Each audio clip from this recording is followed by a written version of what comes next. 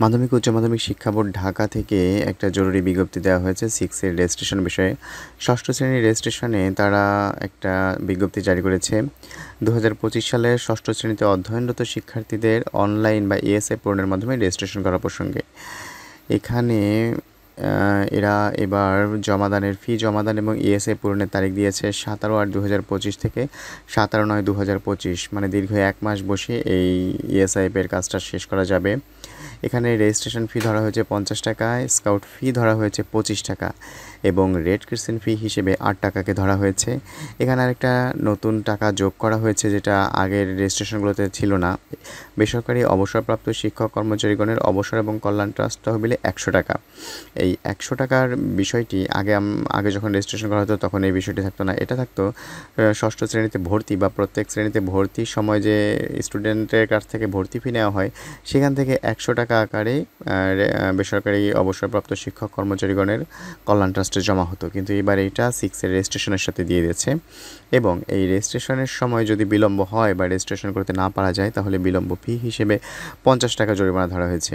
তো এখানে বিলম্ব ফি ছাড়া আমাদের রেজিস্ট্রেশন করতে 183 টাকা খরচ হচ্ছে এবং বিলম্ব ফি সহ 233 টাকা খরচ হচ্ছে।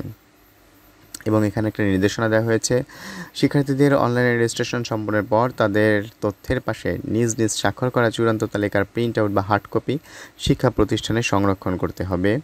এবং এখানে আরেকটা গুরুত্বপূর্ণ বিষয়, শিক্ষার্থীদের নামের পূর্বে জনাব, শ্রী, জনাবা, শ্রীময়ী, মিসেস, মিস, অ্যাডভোকেট মানে কোনো ধরনের টাইটেল ব্যবহার করা যাবে না। এটা খুবই গুরুত্বপূর্ণ। যদি মিস থাকে, মিসেস থাকে, এই টাইটেলগুলো 6 এর রেজিস্ট্রেশনের জন্য ব্যবহার করা যাবে না।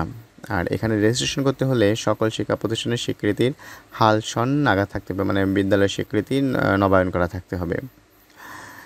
বিদ্যালয়ের কর্তৃপক্ষ শিক্ষার্থীদের সকল তথ্য নিশ্চিত হয়ে ডাটা এন্ট্রি করবেন। উল্লেখিত তারিখের মধ্যে শিক্ষার্থীদের রেজিস্ট্রেশন করতে ব্যর্থ হলে বা এই কারণে শিক্ষার্থীদের কোনো সমস্যা হলে এর দায়-দায়িত্ব প্রতিষ্ঠান প্রধানকে বহন করতে হবে। মানে এই যে 1 মাস সময় দিচ্ছে, এই 1 মাস সময়ের ভিতর যদি রেজিস্ট্রেশন করতে ব্যর্থ হয় কোনো প্রতিষ্ঠান তাহলে তার দায়ভার অবশ্যই প্রতিষ্ঠান প্রধানকেই নিতে হবে।